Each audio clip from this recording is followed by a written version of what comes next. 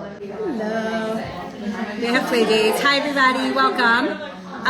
Okay, so we're on our second class. Hi again. Hi, everybody. This is so nice. Okay, so welcome to the newbies. I see you brought a friend, Paula. Thank you. Yes, you get a shout out. What's your first name again? Yochai. Welcome, Yochai. And for those of you joining on Zoom, hi also. We're starting a new trend. Where's that? It's like bring your kids to Tanya. So we have Tanya play dates for 10 and above. So if you want to drop off your daughters Thursday night, she could like lead a cooking class in there, like making cocoa with Bina, and then we could learn Tanya over here. So she's like always like down for something, and I'm like, okay, maybe this could be it. Hi, how are you? Welcome. First of all, like huge. I love saying this word, Yasher Koach, for coming out Thursday night. Like that you should like just continue to have Kayach on a Thursday night. But recently this week, my husband and I made like a new term. You know how like everyone's like by Wednesday, it's hump day, it's the end of the week, like we're getting there. We're like, why can't we just have like on Tuesday, we're like, oh, okay. I don't want like Yankee calling me. Okay. Oh, you're right. Sorry about that. Sorry. Oh, swipe up. Okay.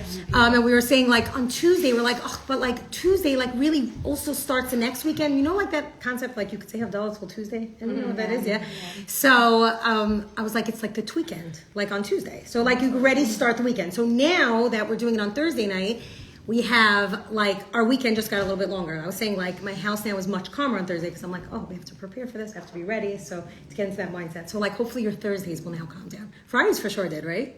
Yes. I know. Last week. I don't know what else to do. You came here. I was like, we should start doing, now that we have like long Shabbos, we could do like OL trips. No? Also? Yeah. Okay. I know. And it was like weird. And like the block was very quiet. I was like, this is funny. Okay, so welcome to the new people. Welcome to everybody online joining. We are literally just starting once again, but in like a much deeper way. In a way, like for me, it feels like I'm learning it over again also. So it's very exciting. So let's just like recap a little bit what we spoke about last week.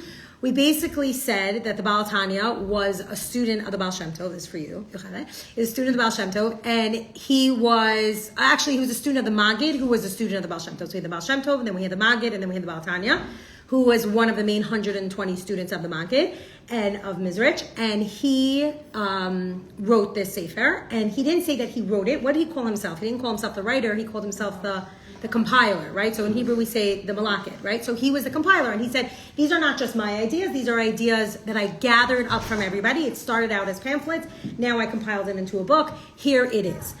We also like mentioned like a few concepts of what it means to be a Rebbe, right? Like what is a Rebbe? And we said a Rebbe is what? He knows everyone and everyone he feels everyone. What kind of neshama is he? He's a nefesh klali. He has a klali's nefesh, which means that if you have pain in your leg, he feels the pain in your leg. So he understands every single part of you. Because like just similar how we said like 2 weeks ago when we wrapped up Tanya, how we said that really everything is in the brain, and the brain is the headquarters for the neshama, and then from there everything flows. The same thing with a Rebbe. The concept of a Rebbe. She's on time this week. I need to get in on this like big gulp situation. Like, where do I put my orders in? Oh yes, I am supposed to be recording. Oh, I might need another phone.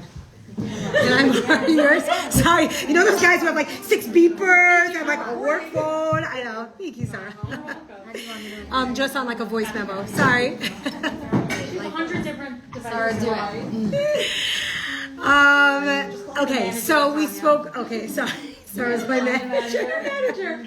Like, you're supposed to be on Spotify and Apple Podcasts? If there's one thing, like I said, that we learned from the Rebbe is that he was doing social media before anybody was doing it. Like you go to the aisle and you watch those videos all day long. Every single moment was recorded. Like, he even had background music to it. It's unbelievable. It's very, very cool. Okay, voice memos? Hold on. Okay. Sorry.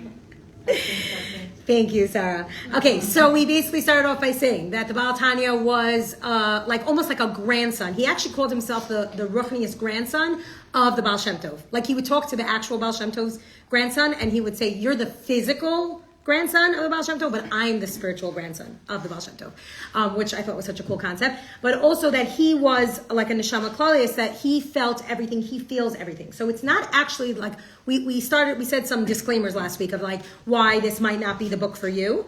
But bottom line, bottom line, we said that when you enter this book, when you read this book, you are going into Vichidas with the Rebbe. You are going into having like a one-on-one with the Rebbe. And that is because he fully understands you, he gets you, he feels you. There are stories, I'm not sure if I said this last week, about like big Rebbes that they would, when somebody came to ask a question or for some healing, it would take him a long time. I forgot which Rebbe this was. It would take him a very long time until he found that what that Yid had inside of him, and then he was able to clear it with inside of him, and then he was able to clear inside of the person. So they really do have a koyach, like a Rebbe really does. So when we open up this book, even though you might not be intellectual enough for it, and even though you're not actually hearing it, you're reading it, right? It's not the same thing, right? You're not seeing it as hearing it. We weren't with the Rebbe, we didn't live in that time period. Somehow opening up this book is this like magical thing that when you read it, it's like you are in Yechidus with the Rebbe. Okay, so that's kind of where we ended off. And then we said also, when we started like the beginning, we said that this kind of book is what? Who is this book for? What kind of people? The soul searchers. The soul searchers, right? It is for Benoni, because it is Sefer Benoni. But what's the word? It's for Mevakshe Hashem, right? It's for people who are searching. This is not a book, do I want to go to therapy? This is a book, is I need therapy, are you my therapist, right? Like we gave that example of like, do I, like little kids, when they first start out going to therapy, they have to figure out why they're going there. And then they spend 5 sessions on that. And then they can get into it. Here, it's like you open it up, you're like, I have something to speak to you about, and that's why I'm here. So I'm already searching, I know. And it says that not really anywhere in the book, in the Sefer, are we going to see like proving of Hashem. We're not going to really see that because this is not a book about proofs. It's about a manual how to deal with, I get Yiddishkeit, I get there's a system, I want in, but I have questions about it. Okay, perfect, you found the right place. And now you all found the right place, actually, because you're all here. So I also feel this very much. And obviously these neshamas that are coming here and people are joining and people are watching online and people are watching on Zoom and people are here in person, our neshamas are obviously searching. Okay, so even if you don't daven in Mevakshe Hashem, Kal Hashem, you are all searching. We're searching for you. This is what we're looking for. Okay, so what we're going to do tonight is Mary Freeman is like my Rebbitzin or like Balatanyas or something. Mm-hmm. She learns a lot. And together with Shay's Taub, I really put these classes together. But Mary was telling me something about just the way that we're learning because we're doing it a new round. This is like a little bit of a different cycle. She's like, you have to base it in text. I mean, she didn't say you have to, but it's very good to feel grounded with the text of a Sefer. And then you could lift up and float up and learn the pneumius of it and learn the inside and be like, whoa, this is super cool. But then come back to something in the text that's grounded. So I said that as I go through, together, we collaborated. And she was like, as we go through and as we're learning the inside, the Sefer, the text, don't worry, I printed out Nakudas this week, so I'm good to go. Last week I opened it up and I was like, I cannot read without Nakudas. I'm like, I don't understand Bar Mitzvah boys. They memorize it, right? 100% right. And it's in a song. So if it's in a song, I could do 120 psukim, like Lech Lecha. That was not Lech Lecha, Noach. That was my Hazinu was the shortest one. Hazinu we memorized, but that was also in a song, right? I know. I can literally still sing my tune. My friend from school is here, Debbie, so she'll appreciate that. Okay, so basically, we're not going to find any philosophical arguments here. We're here because we want to grow and we want to know what to do we want to know what to do. So now that we know that we're going into this one-on-one with the Rebbe, our first question that arises, literally in the thing, is we're going to try to figure out what is wrong with me. Okay? And that's really all why we're here. If I was fancy and I made PowerPoint, that would be this week's chapter. What is wrong with me? What's going on here? So, before we even get into this, if anybody remembers from last series, for the first way for us to describe this concept in Tanya is that we have 2 neshamos. We gave somebody from the Torah an example of somebody who had this kind of feeling. The twins inside. The twins inside. What happened? They were fighting. They were fighting inside, but what did she do? She then went. What was it? What was the story with Rivka when she found out and told us? She went to the Rebbe and she's like, what is wrong with me? What is going on? She's like, I davened for this baby for so long and now finally I'm having it, but I'm really experiencing difficulties. She wasn't going to the Rebbe because she's like, I think I had preeclampsia. She wasn't like, oh, there's something very wrong. And then she figures out she has, this was me at the end, I had gestational diabetes. I was like, oh, that was it, right? But this idea where she's like, something is bothering me. And what does Shays tell her? There's 2 inside. Oh, Shame, not Shays. She went to Shame. She went to Shame Be'aver. And what did he say? Shnei Gayim Bevitnich. I also had a song for that. Shnei Gayim Bevitnich. So we had two. She has two, not just people. She actually has two nations within inside of her that one time that have two totally different personalities. So on a pshat level, it's like, oh, you have twins. She's like, okay, fine. I have a high risk pregnancy. Okay, fine. Maybe I need a C-section. But on a deeper level, it was so much more. He was saying, no, you actually have two things inside of you, and that calmed her down. That relieved her because she was so nervous that it was one neshama, one person inside of her that was feeling both these pulls. Because every time she walked past here's our Tanakh class. Every time she walked past a yeshiva, she felt kicking, and that was Yaakov. And then she walked past an idol worshipping house or whatever, a Beis Avodah Zarah, and she felt kicking also. And she was like, oh, it's fine. She's relieved. By the way, Reb Levi Yitzchak Berditchev, who I have a baby. I have a Levi Yitzchak, but also I recently found out that he was machatanim with the Tanya. So that's cute. I don't know his daughter. I don't know whose daughter married whose son, but they were machatanim. And I was like, this is so crazy. Like we talk about these huge tzaddikim, you know? And he says that, the Berditchever says that when she found out, she was relieved. Like, wouldn't you be scared if you found out that you were literally having a devil, like who's born like a maid person with like red hair? Like, her first feeling was not even fear. She was relieved. So the Berditchever explains that she was like, oh, he just has bad character traits. It's fine. We'll curb it. Like we'll subdue it. We'll harness all his bad and evil things into something good. Like she wasn't even nervous about having a kid. And I'm like, whoa, like all mommies out there, like if we only just knew that like our kid was, let's say, like diagnosed or something, or told that this was their problem, or processing or speech or whatever, if we knew that whatever their weakness is, we'll just curb it and use it for the best, like it's crazy. I don't know. I have to say this because like everybody, if you see like my daughter always like cooking on my counter, and everyone's like, oh my gosh, you let your kids cook in the kitchen, and everyone's like, their toes are in the challah. I'm like, fine, don't eat my challah, okay?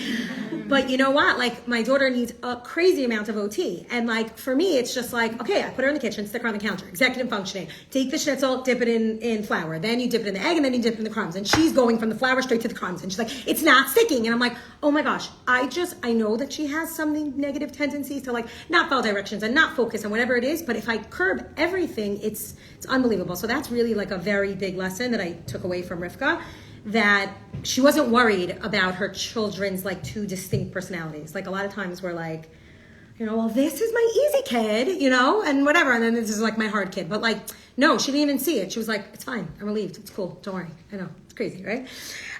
Okay, so now that we get to the first parak of Tanya, we can actually be relieved when you say what's wrong with me, because you're like, fine, I have two souls. Like, don't even stress about it, okay? So don't worry that you feel different pulls and different drives and different things, because you have two souls. So now we're going to go inside for a second, and we will look at what like Tanya says, because I felt like I wanted to a little bit read inside. If anybody wants to bring a Tanya, they could. I just felt it would be easier like this. Oh, sorry. Aviva, what you cooking over there? It's fine. No, you're not on mute. It's fine. Okay. So the first thing inside, let's go into it. So it starts off by saying Tanya, mashpiyano so tiyet tzadik va'al tiyeh rasha. So it says that we've learned, and this is from the Gemara in Nida. He says, mashpiyan oso, like, you know, when you start looking at like shorashim, like mashpia is like the lashon of like shvua. So we made an oath. We took a promise.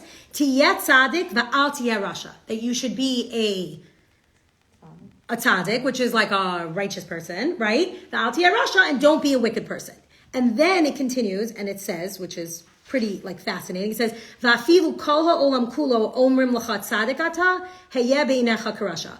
That even if the entire world tells you that you're a tzaddik, you should still look at yourself as you are a rasha. Okay, so this is like, for me, it's like, what on earth? You're just telling me that I should be a righteous person, right? Make a promise, like pinky promise, like you're going to be a good person. But then when you go down there, don't for 1 second think that you're a tzaddik, and don't let anybody call you a tzaddik. You are actually a rasha.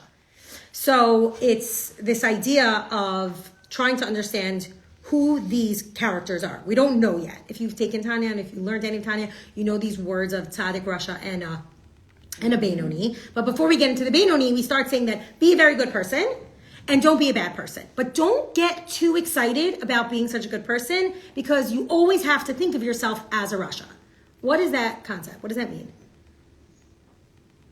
Keep yourself humble. Like keep yourself humble. Like keep yourself in check. Like the second you get like too excited that... What? To keep working and striving. Right. You can never get comfortable. Exactly. You always have to keep striving. Okay, fine. So that's the idea. Okay, then it continues and it actually says like even more, and this goes from the Mishnayos, and this is, I guess, like how boys learn. We're just learning at like a much slower pace. So, because like they're like reading back and forth and arguing. Then it says V'tzarch lahavin, but we have to clarify. This really calls for explanation because it says in Pirkei Avos, Al tihi rasha bifnei atzmacha, that you should never consider yourself a rasha. V'gam imi yeh be'inai karasha. So basically, we're telling us one thing. On one side, we're saying, be a tzaddik, be a righteous person, but don't be full of yourself because bottom line, you're going to mess up. And then on the other side, it says, but doesn't it say in Pirkei Avos that you should never consider yourself a rasha? Because if you do, then what? Then you're going to get very sad and depressed and you're right. You're not going to have the koyach to like enjoy and to serve Hashem with happiness because you're going to be like, oh, I just mess up all day. Like I'm just mess up. So like for me, like the first example that like pops up is like a diet, right? You're like, okay, so like anytime like I'm on a good diet, I'm being a tzaddik, I'm being very righteous, and then like you meet me in the street and you're like, oh my gosh, Vicky, you look so good, and you're like, really? And then I'm like, I walk into Tati's, Crawford's, buy a cronut in La Chocolate because I'm like, I just lost weight. So if the second I think that I'm a tzaddik and someone tells me I'm a tzaddik and I think of myself as a tzaddik, all of a sudden what happens? I become a rasha. So I understand that. But then on the other side, what's the problem with considering yourself, let's say I do eat that cronut, and then what do I tell myself? It's over. Or I might as well eat another donut. I might as well eat another donut. Let's go to Gray's. Like I'll just start doing like a food crawl down Central Avenue because like I messed up. Like I have one of my sister-in-laws, I'm not going to call her out, but this is her thing. She's like, once she's done, and that's it. She starts like ordering all of her foods from her favorite places because you're like, I messed up and that's it. Let me just bring it on. I'll start again tomorrow. So do you see the contradiction here? It's like the second that you feel too good, then you end up feeling you feel up too good, so you like raise your standards up a little bit. And then the second that you're a little too loose, then you just fall down like this massive rabbit hole of like, why do I even eat kosher, right? So let's talk about this in terms of Yiddishkeit, right? Like it's very funny when we laugh about it with donuts, but like when the second you start feeling good about yourself, let's say like with learning or whoever you are, with mitzvos, I'm the best mommy, everyone's telling me I'm super mom, right? And then like I come home and I like lose it on my kids, and like my daughter's like, Ma, you like, everybody thinks that you're so calm and you control yourself, and then you lose yourself, right? So it's this idea where you get so you're like, I got this, I'm so good at it, but then you try to raise your standards and then you end up like, and then when you crash, and you crash very, very low. So what is this feeling? So this is where we're starting to ask. The answer to all these questions, by the way, is going to be that you have two neshamas. But kind of like the Baal Tanya like builds it up in this beautiful way, and like he's trying to explain that like Tzaddik and Rasha are very, very extreme versions. Like, so he's kind of like setting the tone for like this elusive character of the Benoni, right? It's like, oh my gosh. When we were kids, what was like a Benoni? What did you think of when you heard Benoni? The scale, right? Of like Rosh Hashanah, right? Like on Rosh Hashanah, it's like, are you a tzaddik? Are you a rasha? If you put more mitzvahs, even if you put one mitzvah, one extra mitzvah more than Aveira, you then are a tzaddik. The only time I ever heard this word Benoni was like in Yehadus, like it depends, like if Rosh Hashanah was like September 21st, and we learned about Rosh Hashanah, but like sometimes Rosh Hashanah wasn't, so we didn't get to. But like that imagery, like in my Yehadus notebook of two scales was what a Benoni is. But then a Benoni really is somebody who does 50% mitzvos and 50% averos, right? But that can't be, because it says inside, with Nekudos, it says that you can think that it's 50-50, but there was a big Tana, and his name was Rabbah, right? We always hear like the name Rabbah. I mean, like if you're hearing boys learning Rabbah actually considered himself a Benoni. He's like, actually, like I think of myself a Benoni. He wasn't a Benoni, he was a tzaddik, but it says that he thought of himself as a Benoni. So then it's like, one second, a Benoni can't be somebody who does 50% of errors and 50% mitzvos, because why? Because Rabbah thought himself as a Benoni. So it's like, one second, what is this? A Benoni, by the way, happens to look very close to who? A tzaddik, right? Why does a Benoni look like a tzaddik? Because his outsides look like a tzaddik, he's just traveling inside. Right, his outsides of a Benoni. By the way, this is what we're striving to be. We're striving to be Benonim. This is a sefer of Benonim, and we want to be this character of the Benoni. We don't want to be somebody who does 50% wrong, 50% right. A Benoni actually has perfect insides, perfect outsides. He looks perfect, and inside he feels constant turmoil. So we have this idea of like, you should be tzaddik, you should be rasha, but all of a sudden we're saying Rabbah thinks he's Benoni, so why do we even need a Benoni? So the way that the Baal Tanya answers this is he says that there's actually 5 different types of people.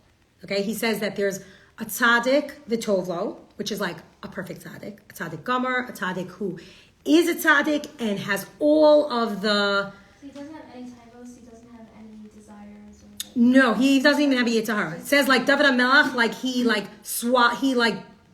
it says that he fasted so much that he like lost his Yetzer Hara, right? We said that a tzaddik gomer, remember? Anybody remember what a tzaddik gomer was? For 5 extra points. He flips his Yetzer Hara. He conquers his Yetzer Hara. He's kovesh es Yitzro. So there's a tzaddik gomer who's like a perfect person. That means that everything that you see on the outside is what he feels on the inside. Okay? Sometimes you say those people who you're like, I could tell like by their facial expressions, right? Like, no, that would not be a tzaddik. Because like that's like a person who rolls their eyes like on the outside and you could figure anything out. No. A tzaddik never rolls his eyes. A tzaddik is perfect on the outside, perfect on the inside. Everything he feels is aligned with Hashem. And not only that, this tzaddik is tzaddik v'tovlo, that he has everything good that comes along with it. So let's say it's money, and let's say it's a health and wealth and children, and he has a lot. That's a tzaddik gomer. It's like a perfect person. Then there's a tzaddik viralo. That's a very, very righteous person who maybe nebuch suffers. Somebody who has difficulties. Somebody who has difficulties with health. I'm like still trying to figure out. Like my father, for those of you who know, was just nifter, and like I was like prepping the shloshim speech. I have to tell Yankee that I'm speaking because I'm like I didn't get to speak by the Olaya because all my Hasidic cousins were there, a lot of rabbis, but I'm like I will for sure speak by the shloshim. So I think about this like with my father. He had a tremendous amount of yisurim in the last 10 years of his life. He had Parkinson's, and it was very, very, very difficult. So I always think of this. I'm like, was he tzaddik viralo? Like he can't be. So I'm like, in my mind, my father never saw any of his struggles as bad things. So he was a tzaddik v'tovlo. Like that was it, you know? So, but tzaddik viralo is a tzaddik, a very good person who bad things happen to good people, right? Then there's a rasha viralo. That's like Hamas. Like that is like a person who does bad and doesn't even feel bad about doing bad. And then we're going to get into this much deeper. I'm just doing it very fast. And then there's a rasha v'tovlo, a rasha who does bad, and he does bad, and he feels bad about it. Like we said this like example, like he runs red lights, and he's like, oops, like sorry, like that was my bad, like I feel bad. Rasha viralo like runs red lights and kills people and doesn't care. And a rasha v'tovlo also could kill somebody and feel bad about it. It's like a conscience, but that's that. So the middle character of this Benoni, this last one, is this idea of a person who struggles on the inside, has inner turmoil, feels like they want to run red lights and perhaps run over people and talk lashon hara and do all those bad things. But with a certain amount of behavior, which we're going to learn, he's able to control it. So he's able to stop it. So we have like, if you would draw it, it would be like a V. Okay, sorry, like this. Like a perfect tzaddik over here, tzaddik v'tovlo, tzaddik viralo, a Benoni right here in the middle, and then rasha like this. So it's like, or maybe we should just do it like this because rasha's like really bad. So he belongs over here. Okay, so this is how he describes it. He describes these 5 people, and then he says now he's going to start to go into who these characters are and why this makes like a difference with us. Okay, so I feel like I'm going very fast. Does anybody have any questions so far? It's different style of teaching when we're learning inside and over here. So anybody have questions so far? No, we're good. It's all like late. We're like tired, so it's like fine. We don't even have to. Okay, fine. So now that we understand that going in here, like we're going into this like one-on-one yechidas, what are we basically asking the Rebbe? Like what is our first question? So we said, what's wrong with me? This idea of I'm a principled person. Like, I get it. Like, I'm a Yid, thank you Hashem, I grew up this way, I know what Shabbos is, I know what kosher is, I know what tznius is, I know what... Actually, I don't think I'm going to talk about tznius here, because, like, we're going to talk about first, like, actual... Because I don't want to go there. I was, like, chazer with light. I'm like, not sure if I want to use that example. I like to do the dieting. But we know, we're very principled people, and we know that there are 613 mitzvahs, right? And I get it, and I totally want to fulfill every single one of them. But for some reason, I don't show up every day. Like, how come? Like, what's wrong with me? This is the question. What's wrong with me? Like, I get it. I know what I'm supposed to be doing. We say this all the time. Like, before I'm in the kitchen, I'm like, no, don't tell me if that warming drawer is not good because, like, I already installed it in my house, so I hope it's halachically okay, right? Why? Because, like, the second that I know something, all of a sudden I feel like I have to do it. But what if I know all this stuff and I'm just not being able to put it into practice? Like, this is really, like, this is the struggle. This is the ultimate struggle of why we're coming here to Tanya. It's like, I know all this stuff. Like, I get it. And especially now, like, I always feel like the climate in the world now, like, that it's so anti-Semitic, it's like, you know how they're always like, when they come for the Jews, they come for anybody. It doesn't matter if you're conservative or like Orthodox, like anything. It's bottom line, you're a Yid and you know the stuff. So it's like, I know the stuff. How come I can't do it? And even more than that, how come sometimes I mess with my own mind and I say that certain things are okay? Okay, fine, I'll say this example. At first I was like, no, I'm not going to say it. But like, you know the type, like when I go on vacation with like, let's say my friends, whatever, I'm like, this is not the kind of dress that I would wear on Central Avenue, but like, I'll wear it in the Bahamas. Like, it's fine. Like, it has fringes. Like, I think it covers my knees. Like, you know, where is that? It's fine because I'm using myself as an example, like for everybody. And okay. But this idea of like, where, in what warped way, what's wrong with me? Like, where I can say something. I know something. I know what I'm allowed to do and I know what I'm not allowed to do. And you could say, oh, it's, my favorite word, minagamako. That's like the best thing. It happens to me. Minimum welcome is real. Like I remember when I came, when I like where I was living, and when I moved to the Pine House, I was like, oh my gosh, whatever. And then like my husband was like, Faigy, it's minimum welcome. Like this is the thing. Like this is what it is. You know, like my daughter didn't get into school in Brooklyn because of my nail polish I was wearing. And then like when I moved here, I was like, I'm pretty sure everybody's wearing it, right? That's fine. Minimum welcome. But what's this idea where I know something in my head, but for some reason I can't put it into practice? So that's really what I'm asking the Rebbe. I'm sure there's like a million examples of these things that happen with us. Like, don't look, don't tell me, shh, I don't know if I need to know. But it really is an internal struggle. And what the Baal Tanya does is like, and I keep trying to say like, on Shabbos, whenever like I do something and like someone's like, I'm not sure. 1 minute, let me first finish. Let me first finish doing it. Right. Tell me a second. There is. It's like so hard. I'm like, we could all think we're all going to go home and be like, what was my moment of like, what is wrong with me? You have it and it happens all the time. And by the way, it means that you're living and breathing and that like, it's a healthy thing to feel these things. Like if you didn't feel these things, you wouldn't be here, you know? So, okay. So here we are. So we're saying, what's wrong with me? And the Baal Tanya, and I'm trying not to say this because he was the Rebbe, the Alter Rebbe, like in a way, I guess like in a therapeutic setting, the therapist, the first thing that they do is validate. He validates us. And he's like, okay, I know you have a problem. You know, like you walk into the room and the Rebbe already knows what you're coming for. And you're thinking inside of yourself, like, I'm searching for you, Hashem. I want to be a better Yid. That's why I'm here. That's why I all showed up here on a Thursday night. Like, it doesn't even make sense. But I know that I'm supposed to be doing the right thing. I showed up. I'm here. And he goes, I got this. You're pregnant with twins. Like, it's okay. And you should all feel relieved because you all have the best doctor and he's high risk and Hashem will take care of you. But that's what he's telling us. He's like, it's okay. I get it. You feel inconsistency in your life. You know you're supposed to be doing something. And some mornings you show up. And some mornings you are the worst mother to have ever lived. Even though, by the way, like, I think like the amount of things that we do like for our kids. And then they're like, you're the worst mommy. And you're like, am I?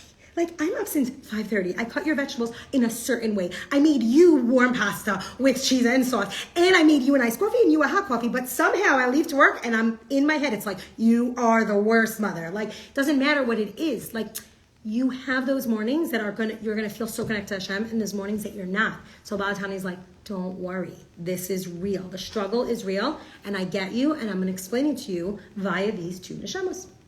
And guess what? The first one that comes to you is what? Your Nefesh HaBahamis. Actually, in the first parak, he doesn't even call it a Nefesh HaBahamis. He calls it, and you're going to love this, Paloma, I know.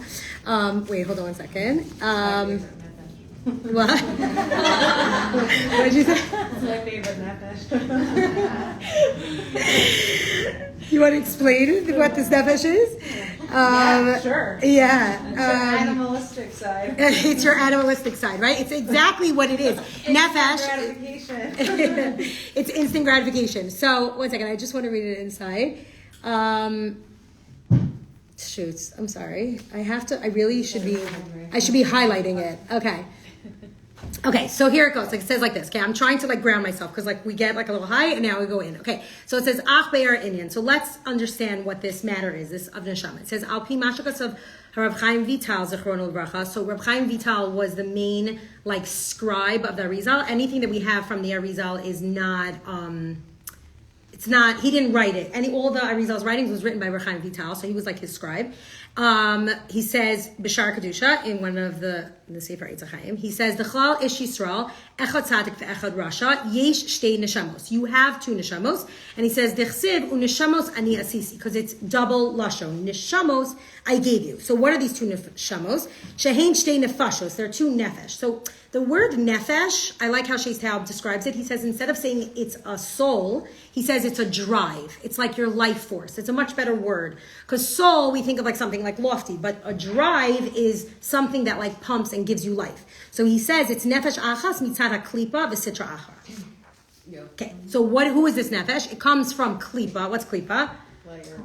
A layer, a husk, a peel, and misitra achra. And from the other side, like another word, it's like Voldemort, okay? It's like not the Yetzer Hara, but he's Sitra Achra. So this time around, we're going to have vocabulary words for real, because now we're actually building this language. We have this concept of klipa, that your nefesh, your drive, your soul comes down into this world, and it's covered with a klipa, and it comes from the other side. It doesn't come from Hashem.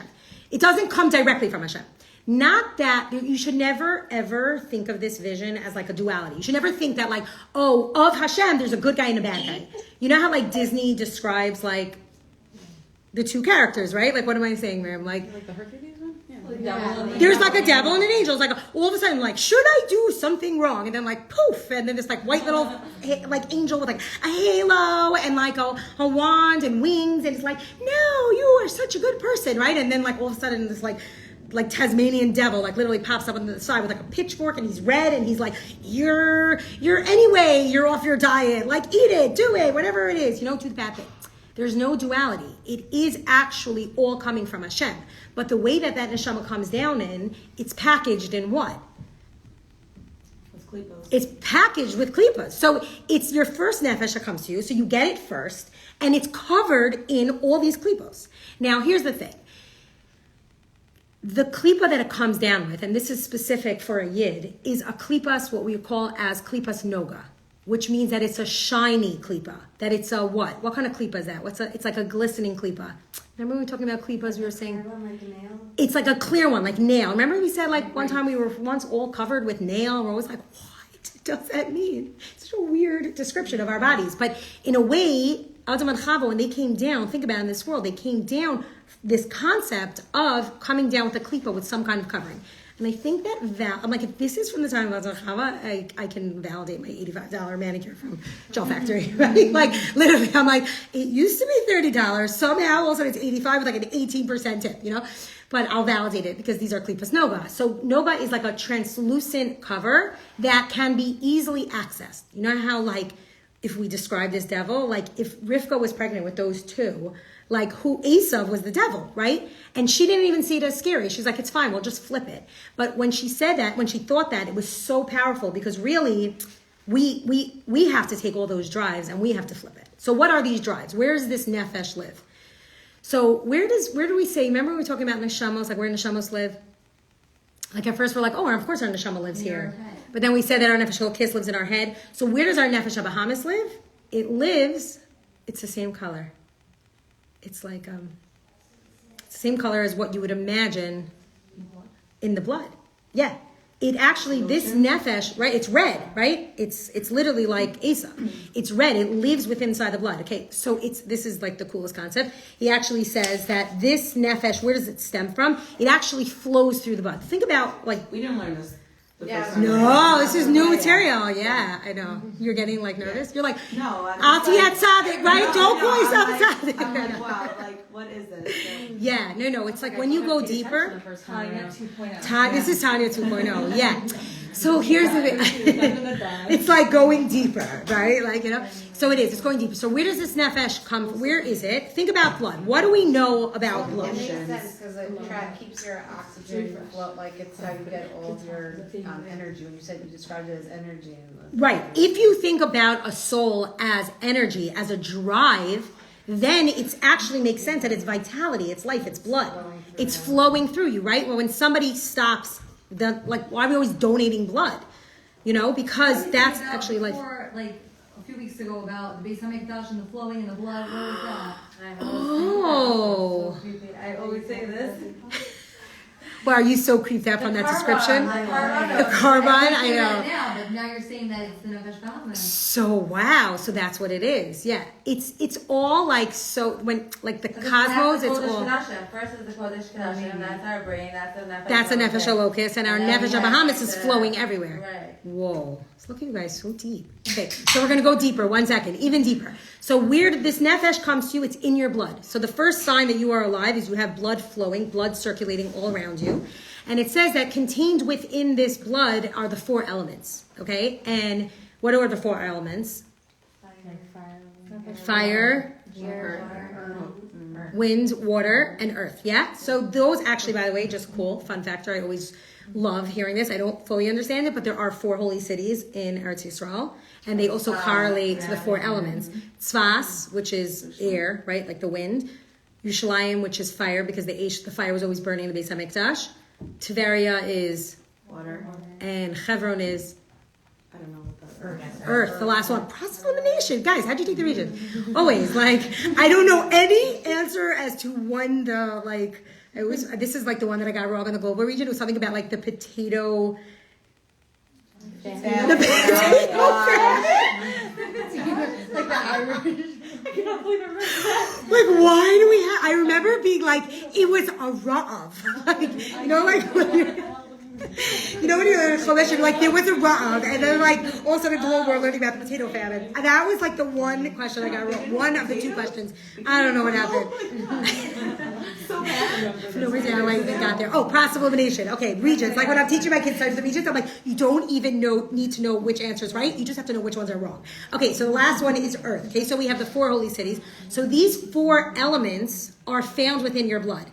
Actually, the way that I learned it, and this is very cool. Actually, not in here. The Shei Staub said that the Rebbe said that these 4 elements within your blood are like related to the 4 elements, not just like also like plasma, liquid, solid, and gases. I was like, whoa, okay. You know, like when this is so cool. Like in Hebrew, like when you learn a number, you're like, oh, 4 is not just a number. 4 is like the 4 emos, right? And like 5 are the Chamish Chamshei Torah. Like we just make these associations. And by the way, it's a cool thing. I know this is gonna. No, you know the codes going into shuls? Yeah. Sometimes have codes. So Tina and I were trying to figure out how to get it. They're like, Luchos. And we're like, oh, Ken. Well, no, it's 2. We're like, how many mothers? 4. Oh my god, that is hysterical. I had to like actually sit there. And Oh, they did pictures of the they Luchos. did like words, like Luchos, Imachos. Oh my god. That is actually hysterical. What shul is this in? The Inwood shul. Oh, really? Oh my gosh, that is very funny. Okay, I won't test you on that. It's like, like when we do it in English. We're like, 5 are the books of the Torah, and 4 are the mamas, and 3 are the papas. This is just like a weird thing that I also picked up in Tanya at some point where like you're supposed to like, I don't remember which parak we learned this in, but like you should just drop big topics like to your kids. So like, you're like, if it's 7, you're like 7 in the days of the week. Like and you think about them, right? Or you're like 7 like Nevios. Like you can make associations with these words, with these numbers randomly, and you could think these things. But here's another one of them, like 4. It's saying that there's 4 elements to the world, and they also relate to the 4 parts like of, I don't even know what plasma, liquid, solid. I don't even know what those are. Those are like also elements, or they're like matter. I don't know. So scientists here, yeah, okay. I know. This is where we just like floated a little up, and we have to come back down. But he explains that these 4 elements within your blood are your drives. So let's talk about our drives. What makes us what are some of your drives? How could you think of some of the things that get you going, but not necessarily in a good way, because remember, this is the nefesh that is covered in klipas. Guilt. Like Honor, kavod, arrogance, ego. You could chile. Ego, yeah. I think we did some of these today. You have answers. Desire, lust. Yeah. Also, what? Organizing, but I don't know how that could be that, right? Right, so think of something. So these are all very good ones. Also, laziness, right? Like just being lazy, atzvos, like not doing things. It's the absence of a drive, but it's part of, these are all manifestations of it. To relax. So a positive way to relax, but an extreme version of relaxing would be doing absolutely nothing, procrastinating. The drive is to chill, To chill, right, yeah. Like a chill drive, but to an extreme, right? Remember, these are all drives that we have that are covered in klipas. So let's talk about fire. Fire is arrogance. Fire is ego. Fire is fire, right? The nature of fire is that it always goes up. It has his nose up in the air, right? That's what? Anger, right? So like, for those of you anybody taking like an element class, I know that there's one, Esther Ween does it, right? So it's like you start to identify like your elements of your kids. So it's like, oh, she's got a lot of fire, right? Like that's a lot of anger, right? And then water is actually the desire of like lust. It's because like water is the idea where... Really not fire? What? Fire is like passion. Lust, frivolity is all, not frivolity, lust and like all for like desires is from water. Because if you think about... Tie into this, like the Leo and Pisces, like do they tie? Probably. That's what I was thinking. Oh, really? It's all astrology. It's all astrology, yeah.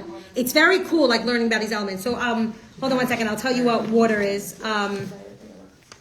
Sorry, I thought I like memorized it, but like it's an open book test, you know.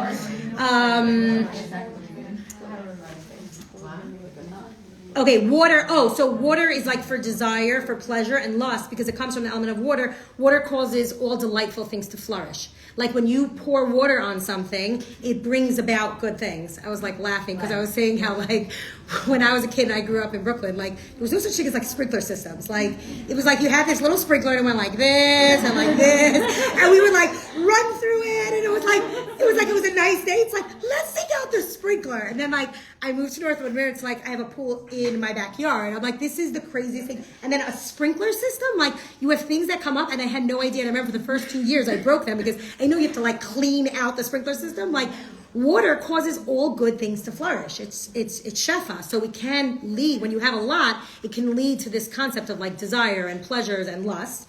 And then he explains that all like idle chatter and frivolity and like scoffing comes from the element of air, like ha ha ha, right? You know, that makes sense. I know. And then what is earth? Lazy, right? It's like you're sick in the mind. Like, why are you sitting on the couch? Throw away your iPad and get moving, right? Oh, that kid is earth, right? You know, like that kid, and you see it, by the way. You'll start seeing your kids. The kids that like are just like running for the next thing, whatever. Like, we go shopping. I'm like, you are very watery today, right? You know, like you have all. These are all drives, and the way that I'm describing it is the way that we should be thinking about it is that you can take every single one of those drives and you could curb them. We might not know yet now how to do it, but we're going to learn how to take this Nefesh HaBahamis and use it as a drive. Like, well, I was like, it's my favorite one. Yeah, because you run 10 miles a day. Because you're like, I take everything that's inside of me that I want to use. And by the way, channeling it for exercise is like the coolest thing. The coolest. Like, you're actually like, you feel like a high from it, right? Or like channeling it, let's say, through learning, or channeling it through even... You can do eating in a positive way. How?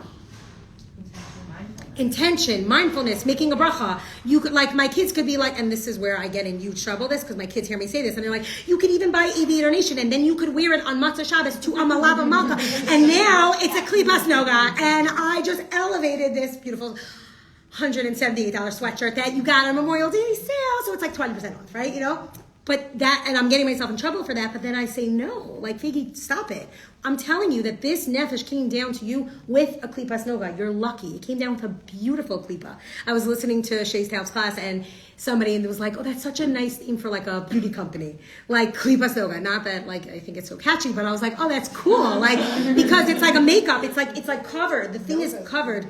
Noga is beautiful. It's clear, it's shiny, it's glistening, right? Like we should make now like top coats like called like Noga, right? Like it is. It makes it beautiful, it makes it shiny, and we just have to figure out how to access it, and that's what we're going to start doing next week. I feel like you have to leave it a cliffhanger, like dun dun dun. Okay, any questions on this? You didn't get to the other one. Which We one? can do the other one next week too. Oh yeah. Now we're just talking about the first one that we come down with. So like. When we come down here into this world, we come down with this nefesh. Think about a baby. Just somebody think about and like describe a baby's life. When they're first, right, they're takers, but like literally these drives of Eating, sleeping. eating, sleeping, change me, feed me, I'm hungry. All animals. It's all animalistic, and they're not evil. Like we are imagining this like evil, like red, scary guy with a pitchfork, and you're like, actually, my baby is all like just a nefesh habahamis. And you could think about that, and then it's like, oh my gosh, this nefesh habahamis is not scary. They don't have the other nefesh when they're born? We have an Neshama. They get it. When do they get their nefesh elokis? Bardas. Bar bar mitzvah. When you become a bardas. Wait, so what about when they're in the stomach and then they learn with the mala? Oh, that's a good question. Let's ask that to the Rebbe next week in Yechidas. Maybe we'll learn it. No, it is right. Okay, so it leaves in the stomach. It still has the heavenly core telling it, be a tzaddik, don't be a rasha, be a tzaddik. Like when you learn things for the first time, but it seems but you familiar. know It's because Because you really learned it. right. Yeah, So very creepy. you really did. Like what you're. There's a lot I don't know. I know there's a lot that we don't know, but think about the purest way to look at your nefesh habahamis would be your baby. Your baby is born with all these drives. Your baby just is like, feed me. It's the most arrogant, egotistical thing, maybe even more than a teenager. It's like, you literally it's like, can I go to the bathroom? And it's like, no, I can't go to the bathroom. Like, you can't do anything without it. It's all it cares about itself. For a teenager, we're appalled because they have the nefesh elokis. So we're like, By the way, with a teenager, we have to start judging our teenager. Now, I have to totally revamp puberty because it's like, oh, not only are they physically changing, inside of them they just got a moral compass. They just got a nefesh elokis. So of course they're struggling. They are struggling way more than we are. they're just to two sides of themselves. Yeah, all of a sudden it's like, wait, I can't just do whatever I want, whenever I want, wherever I want, get whatever I want, do whatever I want. Now I actually have to show up to class and be on time if I want to graduate. That's some of our struggles. No, whatever. It's okay. We're all going to graduate. Okay, I'm going to end this here. Thank you so much for joining. Thank you guys. Yeah, we do clap. Hi, the clap. By the way, when I first, when I was a kid, we used to go to Israel a lot in the summer. This was thank you Hashem, this is one of the gifts that my parents gave to us. And when you land in Israel, you clap on a plane. And then when I was an adult, and I went to Florida to Florida. Yeah, but I went somewhere and I started clapping and everyone was looking at me. I'm like, oh, I thought we always do this. I don't know. Yeah. But thank you so much for joining. I hope, give me your feedback on how we like text-based, because it's very different. I love it. No, but really give me your feedback. And also, I'm going to ask next week, Thursday night, I know it's Tana's Esther. You do have to have a person. I don't, whatever.